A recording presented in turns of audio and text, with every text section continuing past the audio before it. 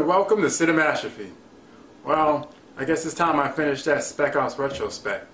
Been putting this off for a while because, well, it's Spec Ops. For those of you who are just joining us, here's a quick recap. The first game in the series was Spec Ops Stealth Patrol. It sucked. The second was Spec Ops Covert Assault. It sucked even more. Now you would think after two colossal failures, Take-Two Interactive would have just called it quits, but they went on to add two more additions to the series within the next year. I get the feeling that they wanted this to be their most recognizable series, like Super Mario was for Nintendo. And you would think after having two of the worst games ever made under their belt, they had to have learned something from their mistakes, right? The first one we're going to be looking at is the third game in the series, Rangers Elite. Alright, let's get this show on the road. Well, that's an appropriate name, seeing how playing their games feels like you're taking a number 2. Nice to see that same old shitty intro we've come to know and hate. Recognizing that I volunteered as a ranger, fully knowing the hazards of my chosen profession, So it's the same basic game we've seen twice already. The graphics have gotten a small amount of improvement, making visibility a little better, and the enemy difficulty has been turned way down. But this game still sucks. They've added some background music, but it's incredibly repetitive and gets really old really fast.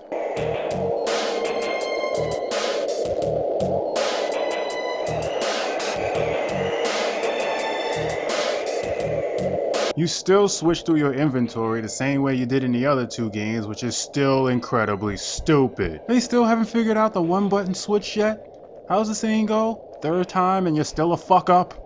Once again, you're given a map, which is the worst map I have ever seen in a video game in my life. At least in the last two games you were given your position on the map, but not here. All you're giving is a blue arrow showing where you started and a red dot showing where each objective is. I guess they figured the fact that you can do the objectives in any order you want would make up for it. It doesn't fucking help if I don't know where the fuck I'm going.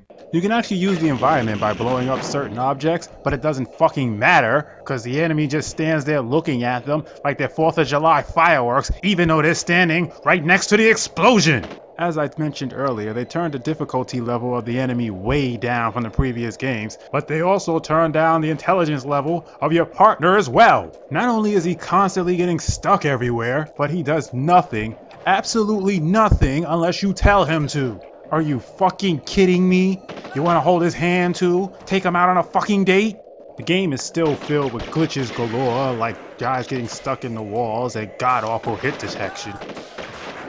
I mean, look at this. What is this guy, a ghost? Oh wait, I know, he's a zombie. We're obviously attacking the Umbrella Corporation.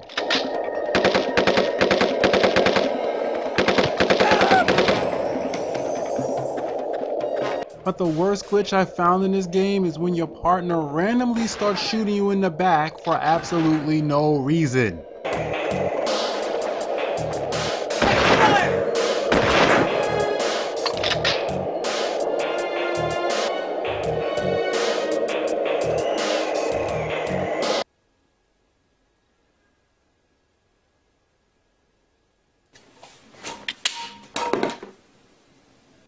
The last game in the series for the PlayStation system is Spec Ops Airborne Commando.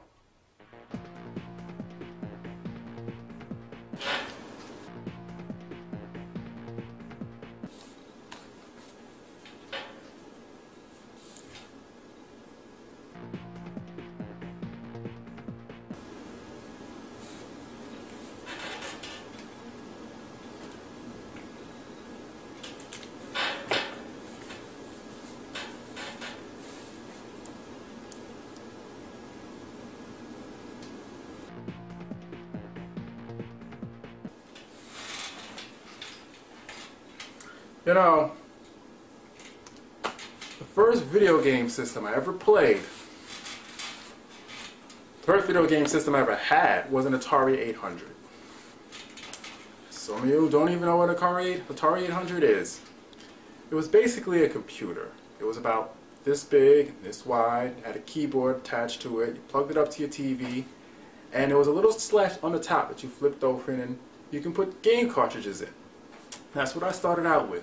Had a little box controller with a joystick, which was a stick, and it had one button, and you played like this, and you pushed one button, and I played a lot of games on that system. A lot of games. Eventually I moved up with systems with Nintendo, Super Nintendo, Nintendo 64, Sega Genesis, Neo Geo, Jaguar, Sega Saturn, Wii, PlayStation 2, PlayStation 3, Xbox. I even played the Commodore 64. For all those years, I've played many series. Many series.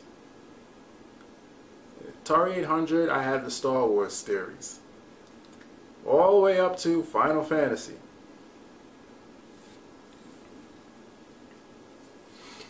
Never, ever have I ever played a series that graphics and gameplay digressed as technology progressed.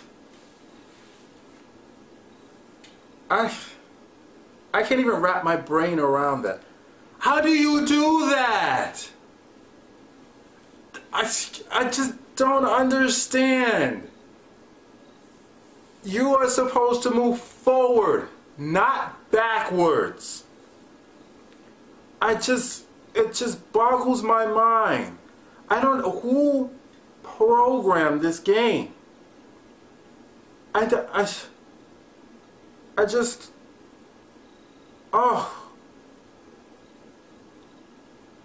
the first time in my life, I'm at a loss for words.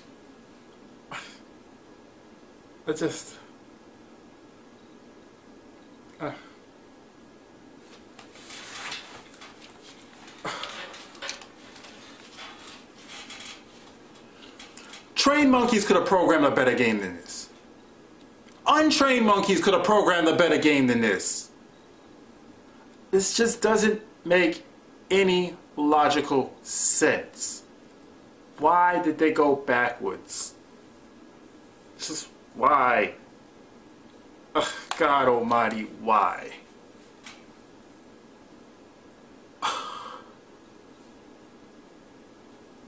Why? So this one is a 16-bit overhead scroller. Just great. You're on a 128-bit system, but you still going with 16 bits. Wonderful.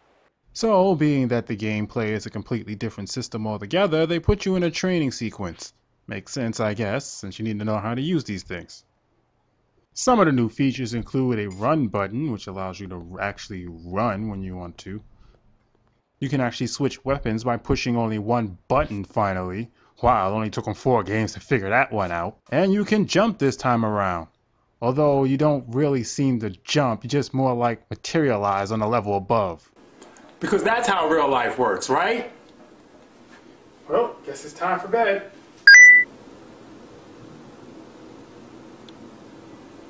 After learning how to check in the base and the crawl, you're taught how to use your knife and your guns.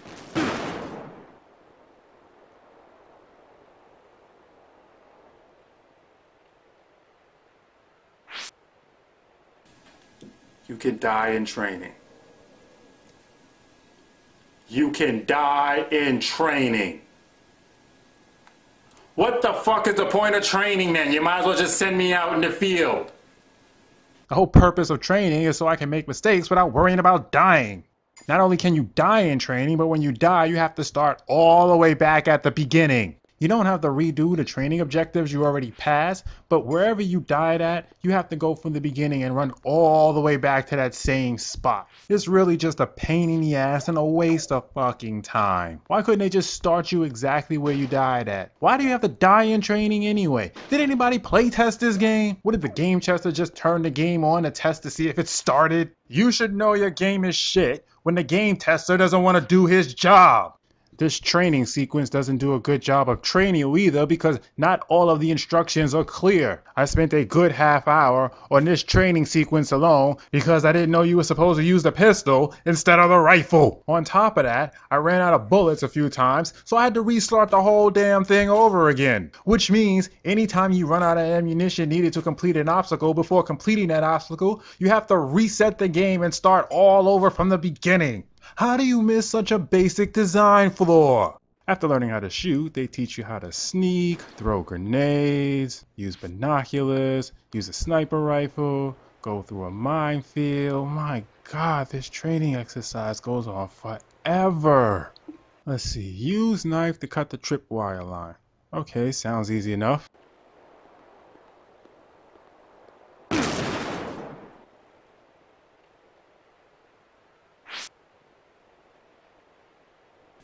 Fuck!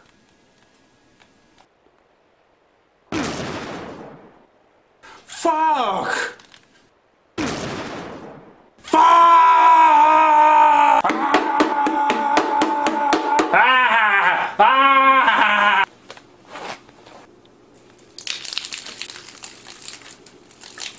Motherfucker, die!